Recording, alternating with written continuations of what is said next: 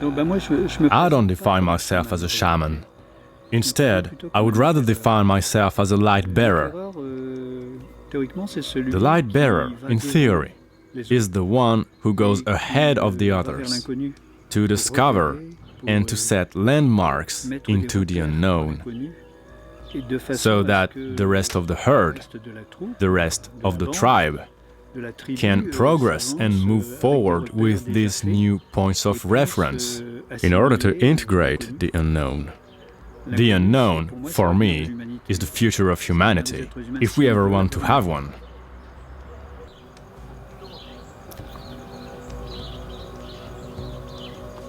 Toltec Shamanism, in my opinion, has this very peculiar aspect that, for the first time in human history, the metaphysics of shamanism had been wrote down into books as the form of 9 books wrote by Carlos Castaneda, while being initiated by Don Juan, the Yaqui shaman, which did find him in a train station at the border between Mexico and USA. And this gave birth to something very particular in the sense that shamans are usually known as healers, but they don't explain the way they heal, neither do they explain the underlying metaphysics between their vision of reality. Any discipline, philosophy or religion, any kind of lifestyle proposal has to include some form of metaphysics, which a lot of shamans are actually unaware of, because shamans of Siberia, Mongolia or Amazonia are usually initiated at a very young age by a shaman who's perceived them as potential students because of their natural abilities. But this knowledge is not transmitted a lot verbally and consists more of experiences and probations to surpass the limits of the self. And these phases, these sequences of experiences, leads the young shaman to progress and overtake the limits of the ordinary consciousness in order to heal or bring back valuable knowledge for the tribe, to thrive and to be able to survive in the nature. Toltec Shamanism is thus a metaphysical construct before becoming a way of life, but it is solid and structural, as well as innovative for humanity nowadays, because we did forget this knowledge, which to me stands as a hope for humanity, as an alternative form of spirituality.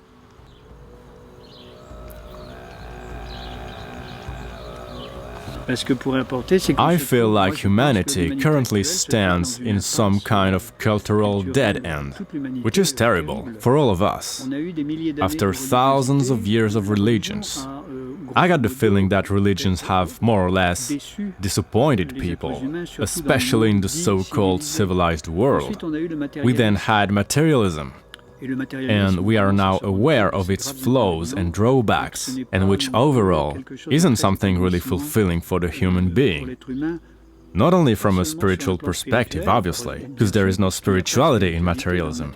It is anti-spiritual, but also from a daily life point of view of happiness, well-being and personal fulfillment.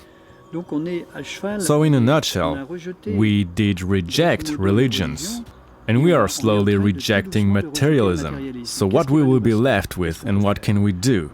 To me, we have to keep what's good in religions, because there's something good in religions. It is the human natural spiritual urge, and also keep what is good in materialism, like scientific curiosity and discovery of the laws of matter, but not to imprison human into consumerism. Mindless technology taking over our health and our lives, but instead we have to take what science has best to offer in a creative and inspiring way in order to be able to conciliate a free form of spirituality, allowing the human being to evolve consciously and with freedom.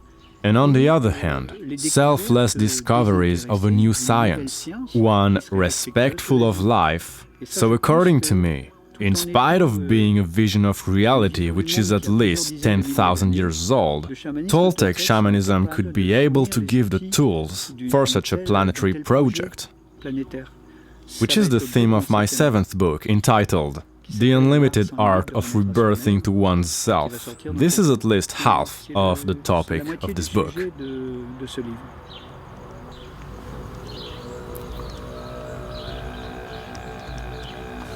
I got interested in shamanism 30 years ago, after a terrible crisis in my life, of pretty hard family and relationship issues. I was already 45 at that time, and I was somewhat sickened of the life I had until then, even though I had been pretty creative, but I would say quite selfish at the same time.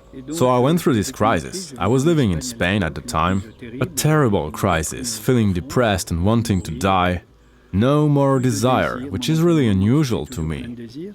And I did find help in an unexpected way, encountering a Chinese guy in a park in Barcelona, which was the first person who made me become conscious of the importance of the breath.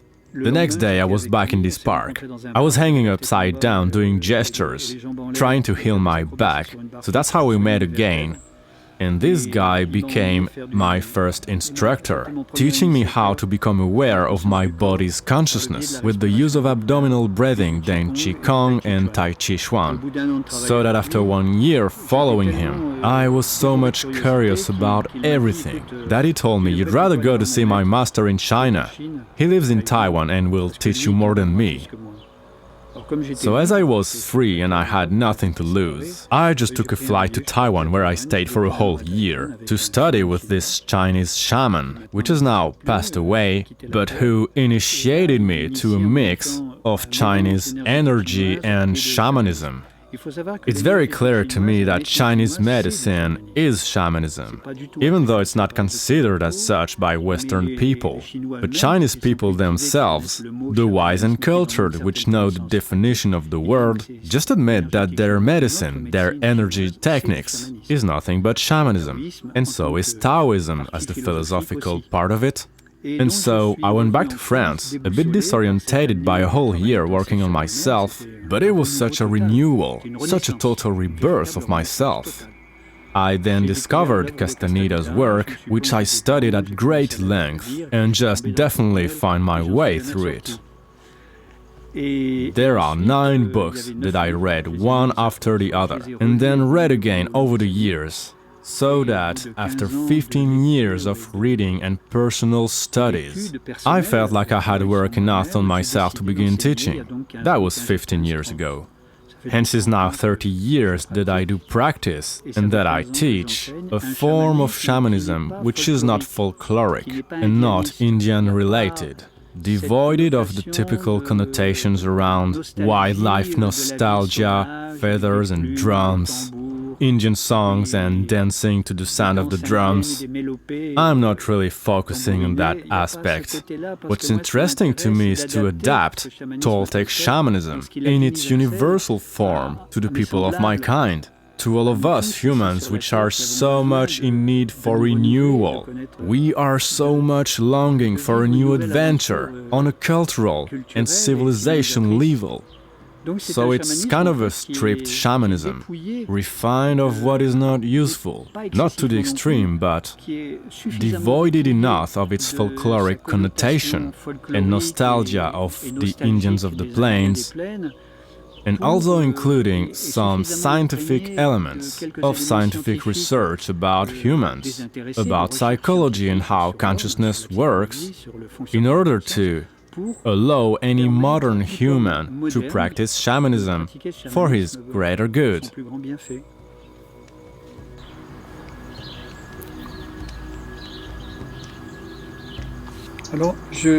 It's been 15 years that I'm running several types of initiation workshops, which are about 6 days long, where trainees and apprentices, which some of them are more advanced than others, just because it is not their first training, begin with learning the metaphysical axis of shamanism, which are a number of 3: dynamic duality, the ring of power, and intention.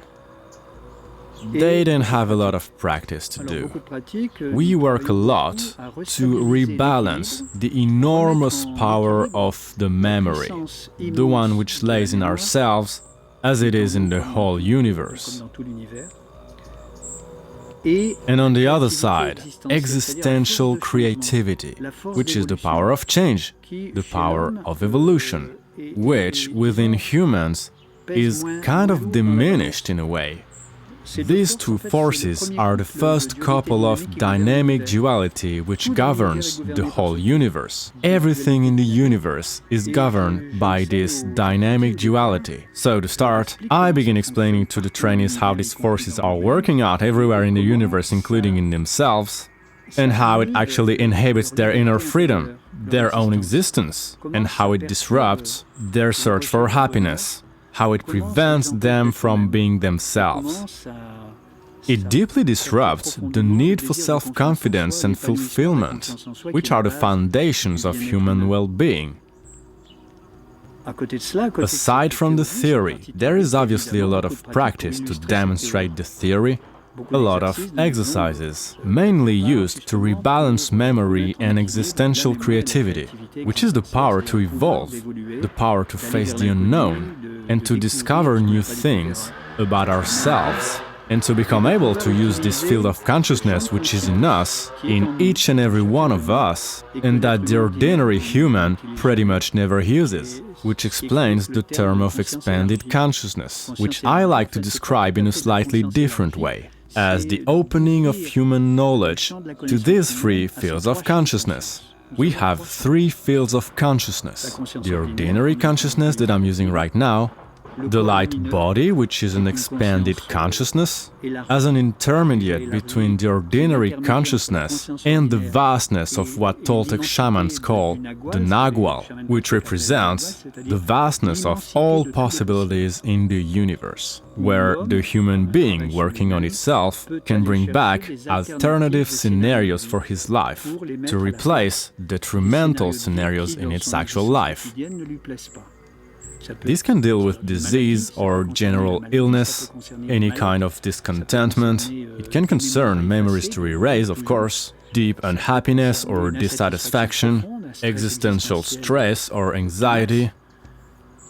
Anything the human being can desire to feel better, be more itself and accomplish a great mission on Earth can be discovered in this third field of consciousness. But to go there, we have to let go of things that are hindering us in the first field of consciousness, the ordinary consciousness, which is called the tonal in the Mexican Nahuatl language. So there's the tonal, the light body, and the Nagual. We work a lot to diminish the power of memory, to liberate the consciousness, which is excessively trapped in the first field of consciousness, so that using the light body, we can make our way to the Nagual, thanks to the new abilities reached through the apprenticeship, and use this power to bring back various solutions and alternative scenarios for one's life.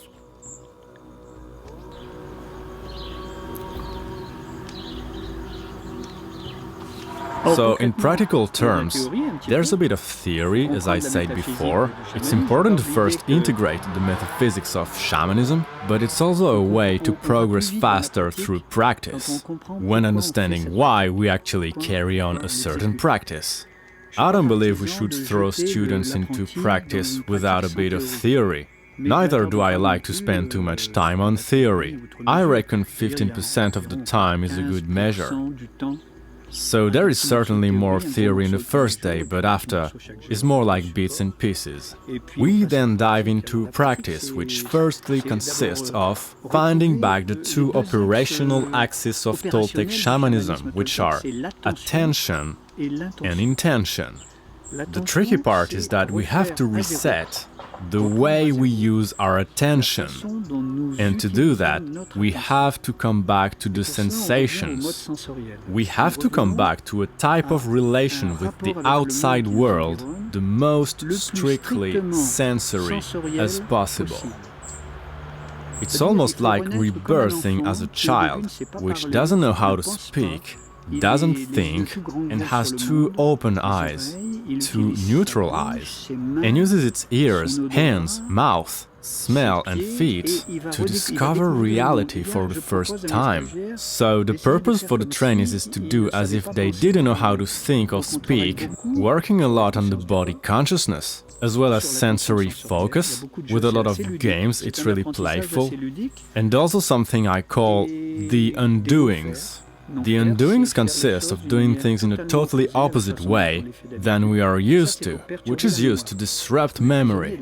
We are prisoners of the memory, so we have to disrupt this incredible force, which is preventing us from finding our fulfillment, using our natural creativity, and to recreate ourselves, and to move forward into our lives, into our maturity.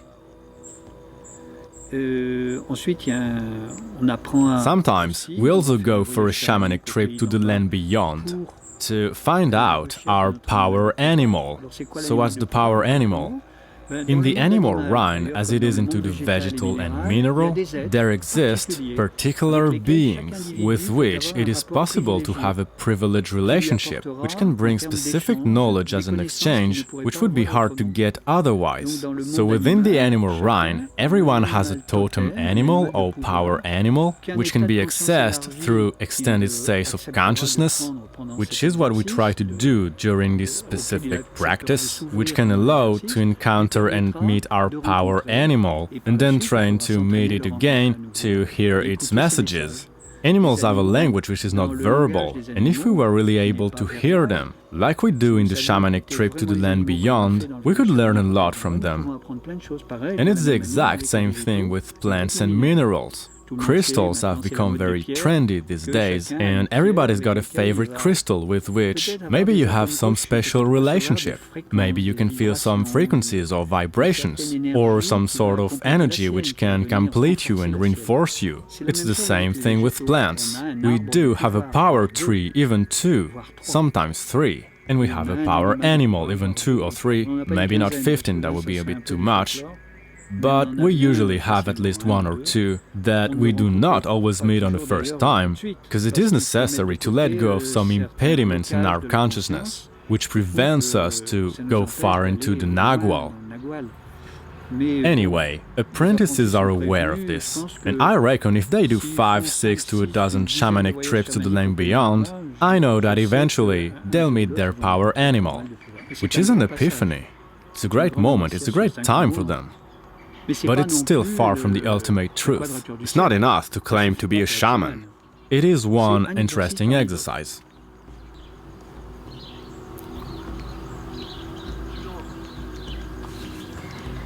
The word shaman and healer are very close related, both by meaning and endeavor. The word shaman comes from Siberia.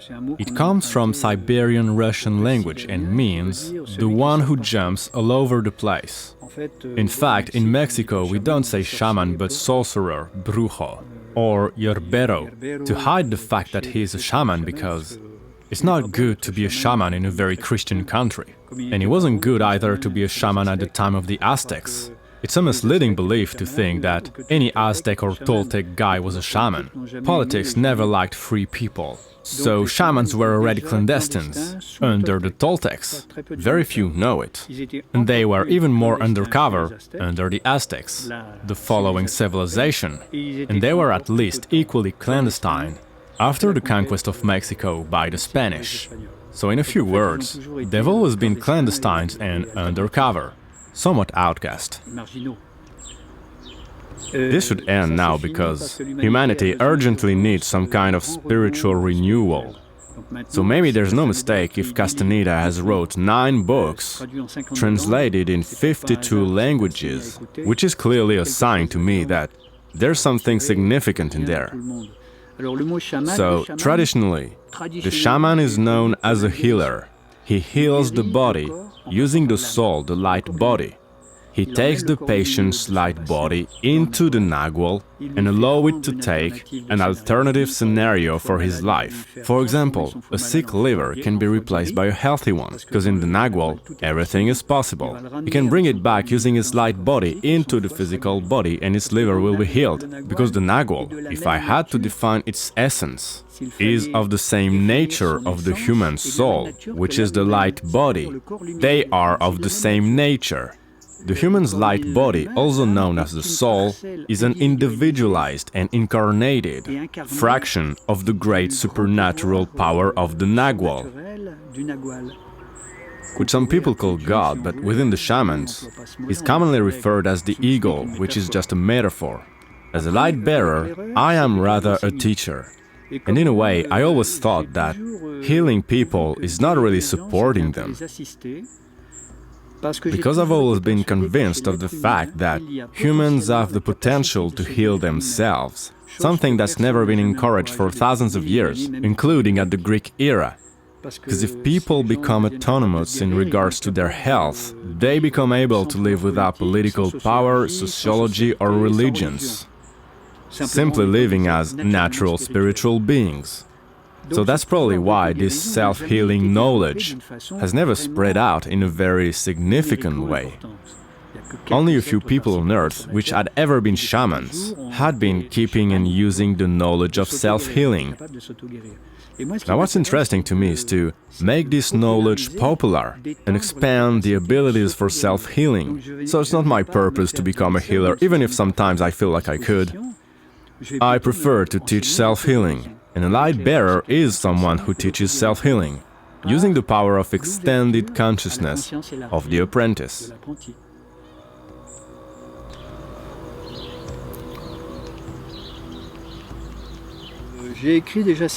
I've already wrote 6 books.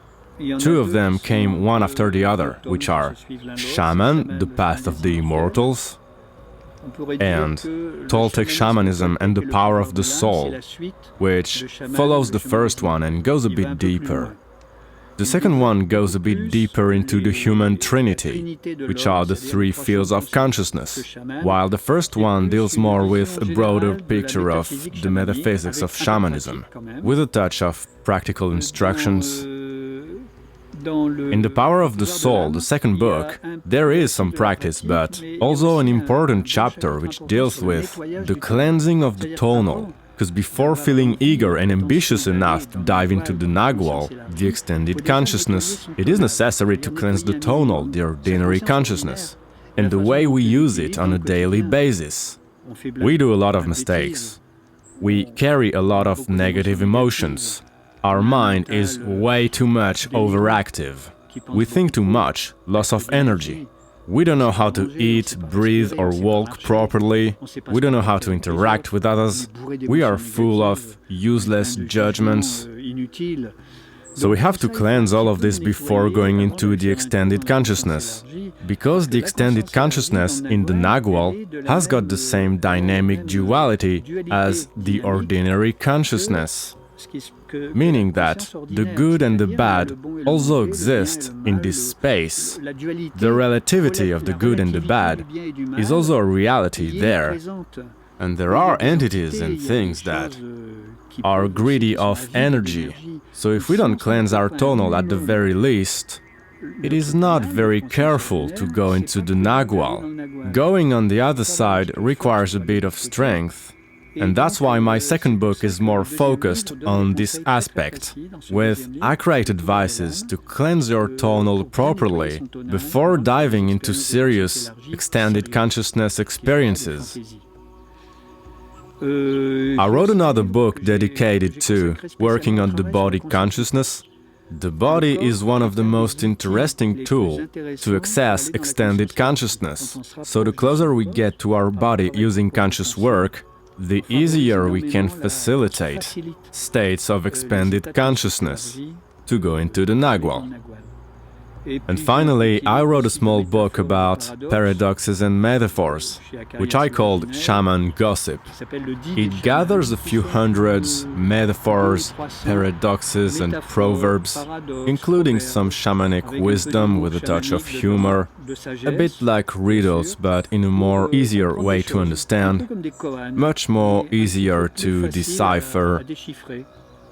And currently I'm working on my 7th book, planned to be released over the winter 2015, maybe in October with a bit of luck.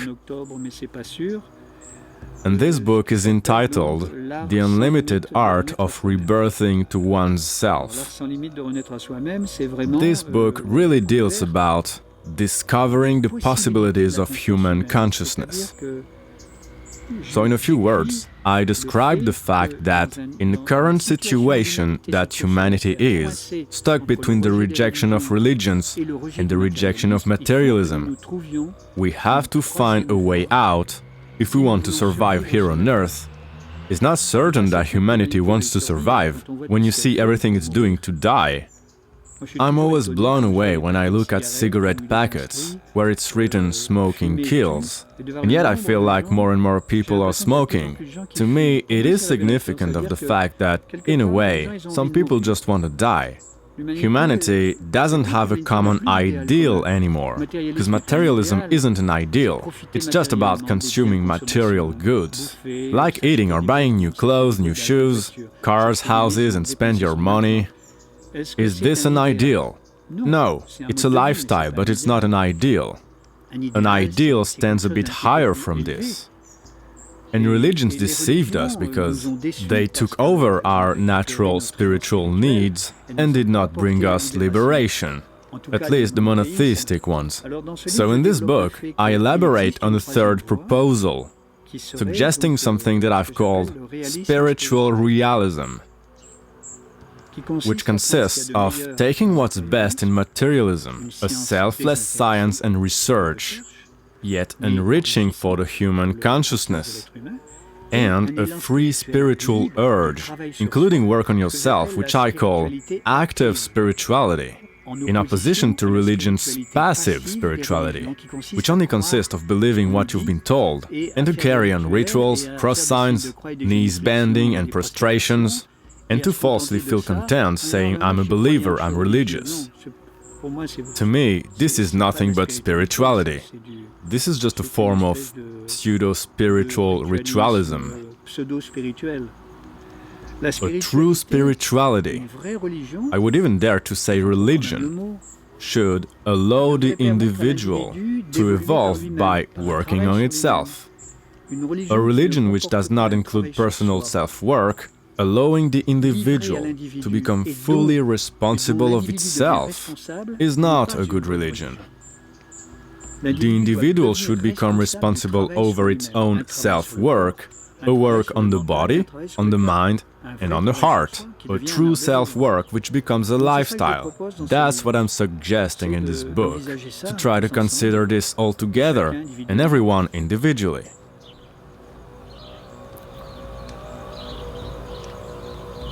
The three metaphysical axes of shamanism are the ring of power, dynamic duality, and the three fields of consciousness. The ring of power is the process by which our consciousness creates our reality. Constantly, without even being aware of it, we select information in our surrounding environment, and the sum of this selected information becomes our perceived reality. The problem lays in the fact that the selection of information is not performed by a sustained conscious focus to the moment, but instead by our subconscious memory. Henceforth, we are more looking at a past reality than the reality of the moment, which also means, interestingly, that if we're not aware enough, we are constantly living in the past, rather than living the present, which is a lot more harder than it seems. Because it implies to stop selecting information through the filter of what we know. What we know is engraved in memory, which is then used as a filter to the information that feed our consciousness. as we progress from moment to moment in our lives. To become aware of this phenomena is of prime importance with shamanism, because these filters also contain everything we would like to get rid of in our lives, like all the negative beliefs, detrimental emotional processes, emotional attachments, and the excessive intellect with which we select information through the information that the passing moment is made of, which allows a therapeutical renewal. Becoming aware of it allows us to change our filters. We totally function with filters, which by definition does not take into account the totality of the information. The second major process, which is the second axis of the metaphysics of shamanism, is dynamic duality. As I said before, the principle of dynamic duality is the fact that the entire universe is ruled by thousands, if not millions, of opposite polarities as the form of energy, also known as complementary opposites. Everything seems to stem from a binary principle, binary, hence bipolar. As an example of polarity, we can talk about matter and spirit. We are made of matter, but we're also made of spirit, and both polarities come together into a living being. A less obvious polarity is memory versus existential creativity, which refers to the ring of power. In truth, we keep on being trapped in the circular ring of power, and what keeps us trapped in is actually memory. Memory is excessively powerful in the human being. We are literally trapped in our memory. Shamanism consists of breaking free from this prison, diminishing the power of memory, which automatically balances back in the power of renewal, the power of evolution, the power of transformation. And so, rebalancing these two forces, which rules us unconsciously, can allow ourselves to be a lot more free, to do what we really want and to achieve fulfillment. And this obviously comes along with an ability to move into extended consciousness. And finally, the third foundation of the metaphysics of shamanism is the intention, which is clearly underestimated. Intention is a phenomenal force, which consists of, I would say, aligning all the abilities of our consciousness. For example, sometimes we desire to accomplish something, but we can't manage to do it, and yet we desire it. So what does it mean? It means that there are two forces within us, one which desires something to happen, and another one which opposes it. So we're basically split it in two, and we can't move forward. So, thanks to the intention, intento in Spanish, which is the original language of Toltec Shamanism, the power of intention allows us to gather the yes and the no into a totality and a unique force, allowing us to achieve whatever we want to do without having any inner conflicts. What a precious thing to have, and how could any human not be willing to benefit from this huge power? The body also has its word to say, and so does the mind, the heart, and the emotions. So that most of the time, people are split even in three, which is even worse. The body wants something, but the mind is saying no, or the mind wants to do something, but the body doesn't do it, or the emotions are desiring something, but the mind opposes it. So we're split in two, and sometimes even in three. Toltec Shamanism allows to gather all these parts into the form of some supernatural will, which in truth is described by shamans as the energy that builds the entire universe, the energy that creates the universe. So that, according to the shamans, the universe is actually a byproduct of a very powerful will to exist, which religions call God, but for us it's not a God, it's an energy that exists within the human being as a state of potential. And thanks to the shamanic work, the human being can retrieve, appropriate itself, and feel the inner rebirth of this will, higher than the normal will, and which does not have any opposing force inside of us, which is tempting, isn't it? So that's the three fundamentals. We could add an additional one as the Trinity, the three fields of consciousness. The tonal, which is the ordinary consciousness that we're using right now, the light body, and the nagual. The light body is like a reduced blueprint of the spirit of the universe. The universe, in its totality, in its vastness, has got a spirit. And our light body, which is also our soul, is like a scale model. It's a hologram of this amazing energy that the religions over the world personify, calling it God. In a nutshell, religions personify the spirit of the universe. Humans need to personify and to have metaphors, to have representations to handle. Shamans don't always need representations, even if they do use metaphors like the eagle. For them, the eagle represents the spirit of the universe. It is possible to get close to this spirit using the intention, to pick the intention and use it. It's a bit summarized, it's a bit condensed.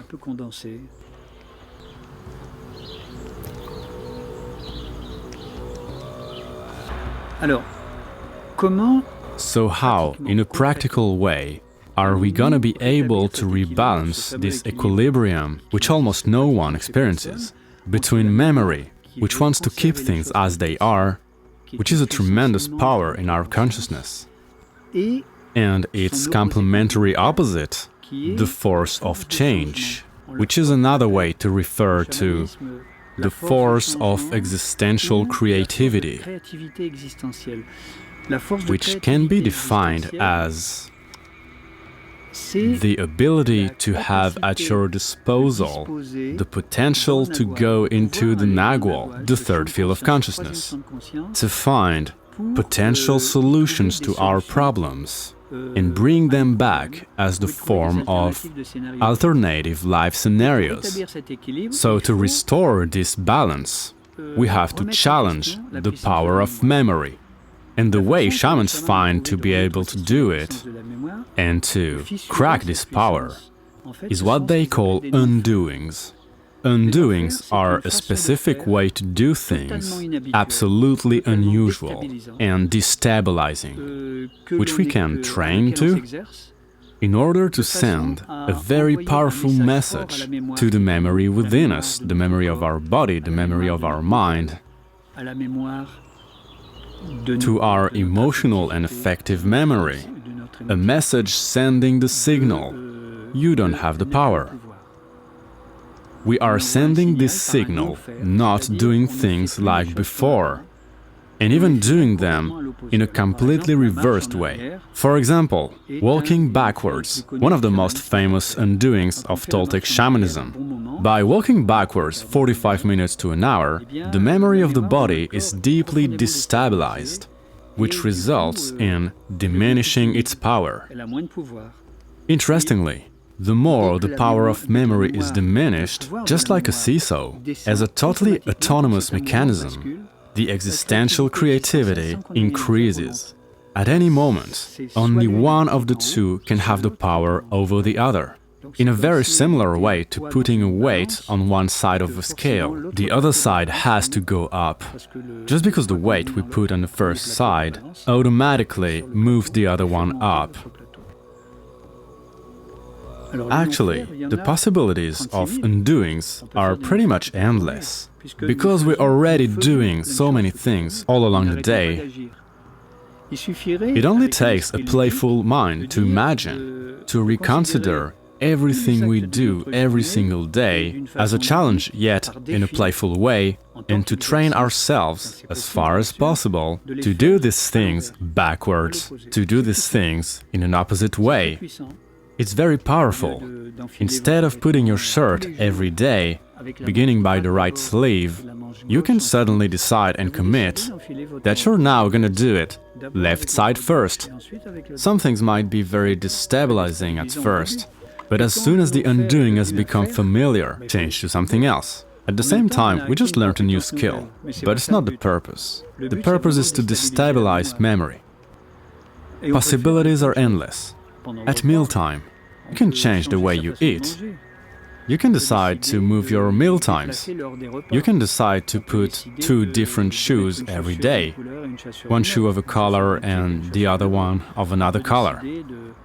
You can change the place of your bed in your bedroom. One day facing west, the next day to the east. Destabilize every habit, everything you do automatically. All the programs we follow, which make up the immense majority of our day-to-day life.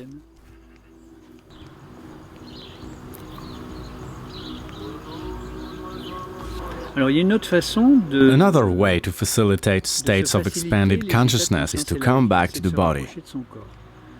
Every Eastern discipline is working on the body, which consists of diving deeply into the consciousness of the body. I've been transmitted a type of body discipline called the Toltec conscious gestures, transmitted by a master I had in Mexico. These gestures are meant to be practiced on a daily basis. They consist of stretching exercises as well as coded gestures. The purpose of these exercises is to trap the attention into the body. The attention by nature is very wild and tend to be guided by the memory, so that, in a general way, we are constantly in our minds, which is not the best thing to experience extended states of consciousness. Actually, it's even the opposite.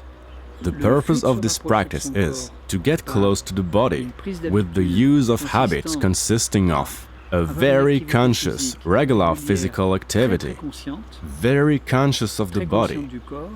In and of itself, this new activity, this new way of living into your body, brings you closer to the light body. The light body created the physical body. The physical body doesn't emanate light and consciousness. It is the silent consciousness of the light body that created the physical body, giving birth to the human being. So, getting close to the physical body, thanks to the Toltec conscious gestures, we facilitate getting closer to our soul. And when we're close to our soul, we are very close to extended consciousness. And there's not much to it, since the soul takes us away because of its natural affinity with the Nagual. The Nagual is the soul of the universe. The light body is the individuated soul. So between your soul and the universe soul, there's a great closeness, but you have to provoke it and to find it back. Toltec gestures allow to find back this intimacy between the light body and the spirit of the universe, which is the Nagual, in order to live extended states of consciousness and maybe to become a shaman.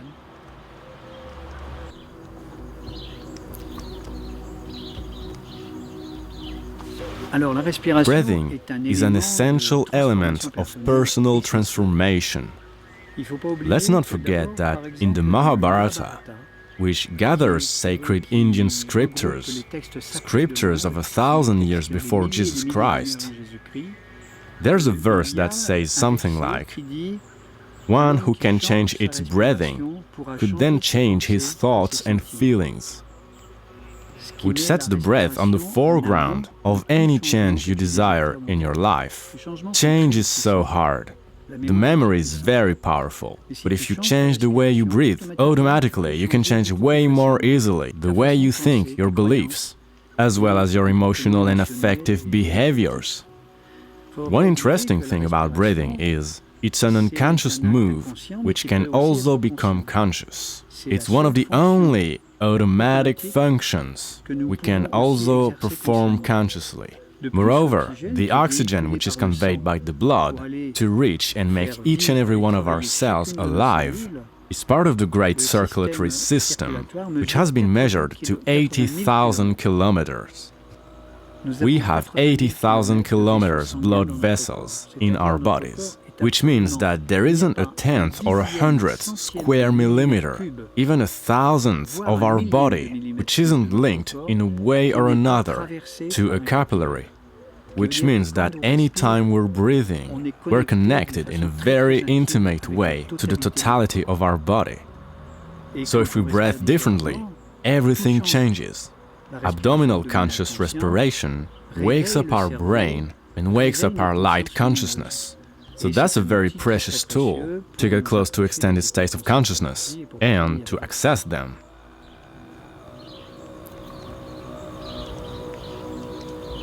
In the end, how to describe shamanism in a few words? As a practice of personal fulfillment. It's obviously what I think about shamanism, is that there's no such better thing to become truly yourself. Because being ourselves is not easy. There's an energy around the earth, which is called the human egregore or thought form, which vampirize every people's consciousness, which has the effect that the most part of human beings behave a bit like a flock of sheep, which is a shame as well as a serious issue, in a time where there's a threat of standardization, uniform thinking, but this could go even farther now, thanks to modern communication technologies, like the internet and social networks. Can you imagine that within minutes, the entire Earth can share the same idea, which is already a reality nowadays? Shamanism is the return to individual consciousness. The human being has ever dreamt of becoming itself and has ever felt intuitively that he is a prisoner of something. He is a prisoner of the memory, but this memory is like a partner to the human egregore. It is included in the human egregore. It nourishes the human egregore. So if we want to become full-time individuals, because we have a potential to think by ourselves, to create ourselves, and to fly to become flying shamans, shamanism gives us the opportunity to become ourselves while remaining open to others, which is not contradictory. But being with others doesn't mean to follow the herd. It just means that I can communicate with a great tolerance to those of my kind, while remaining fully myself and never causing any conflicts. Just accepting all the differences around us. The specificity of human being is precisely its ability to belong to a kind and at the same time to remain unique. Be unique and at the same time be human. I believe shamanism is the perfect solution.